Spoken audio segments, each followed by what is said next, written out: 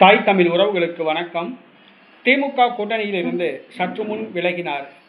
திமுக கூட்டணியிலிருந்து சற்று முன் விலகினார் என்ற தலைப்பில் இந்த காணொளியை காண்கிறோம்.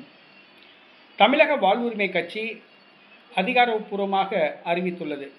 திமுக கூட்டணியிலிருந்து விலகுவதாக சற்று முன் அதிகாரப்பூர்வமாக அறிவித்துள்ளது. இதனை அதன் தலைவர் வேல்முருகன் அறிவித்துள்ளார். தமிழக வாழ்வுரிமை கட்சி இது ஒரு தமிழ் தேசிய கட்சியாக தன்னை கூறிக்கொள்கிறது.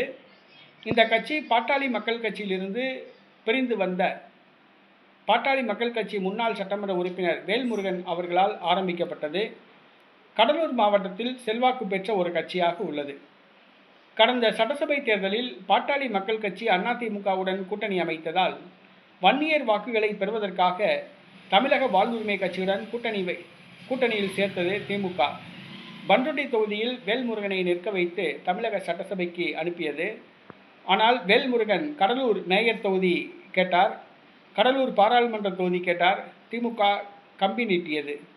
தற்பொழுது 10 தொகுதிகள் கேட்டார், குறைந்தது 5 தொகுதிகள் வேண்டும் என்றார். ஆனால் திமுக ஒரே ஒரு தொகுதி தான் வழங்கப்படும் என்று அறிவித்தது. 2 நாட்கள் திமுகவுக்கு கெடு விதித்தார் வேல்முருகன். பேச்சுவார்த்தைக்கு திமுக அழைக்கவில்லை. இந்த சூழ்நிலையில் 2 நாட்களுக்கு முன்பு கூட்டணியில் இருந்து அவர் வெளியேறியதாக தகவல்கள் வந்தன. ஆனால் அது வதந்தி என்று தெரிய வந்தது.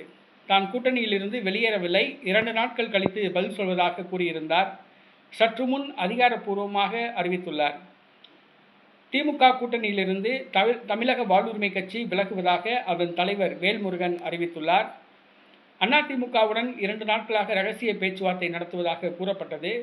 தமிழக வாழ்வுரிமை கட்சிக்கு 3 தொகுதிகள் வழங்க அதிமுக முன்வந்துள்ளது. பண்ருட்டி, ஜெயங்கொண்டம், நெய்வேலி ஆகிய 3 தொகுதிகள் வழங்க முன்வந்துள்ளது. தமிழக வாழ்வுரிமை கட்சி அதிமுகவுடன் கூட்டணி அமைத்து போட்டியிட திட்டமிட்டுள்ளது. திமுக கூட்டணியிலிருந்து தமிழக வாழ்வுரிமை கட்சி முறைப்படி சற்று முன் விலகியுள்ளது. தமிழக வாழ்வுரிமை கட்சி அதிமுகவுடன் கூட்டணியில் சேருமா அல்லது தனித்து 234 தொகுதிகளிலும் போட்டியிடுமா என்பது தெரியவில்லை. பொறுத்திருந்து பார்ப்போம்.